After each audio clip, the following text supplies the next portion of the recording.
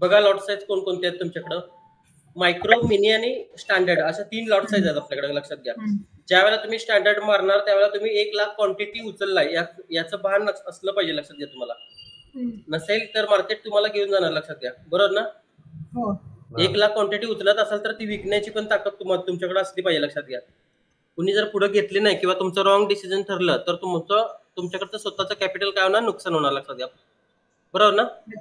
1 लाखला जर आम्ही क्वांटिटीला हे 1 स्टँडर्ड लॉट जर आम्ही बाय केला आणि जेव्हा सेल करताना समोर जर घेणार नसेल तर आमचं लॉस. घेणार नसेल नाही त्यावेळेला मार्केट खाली एक तर तुमचं प्रेडिक्शन नुसारच गेलं पाहिजे, लक्षात घ्या. सेल केल्यावर खालीच गेलं पाहिजे ना. चुकून पण वरती गेलं तर अकाउंट वायपआउट होते, लक्षात घ्या. एक 1 स्टँडर्ड लॉट जर 1 गोल्डचा मुवमेंट केला की $100 जातात, लक्षात घ्या. $100 म्हणजे $9-10 हजार रुपये तुमचे गेल्यासारखे आहेत, लक्षात घ्या.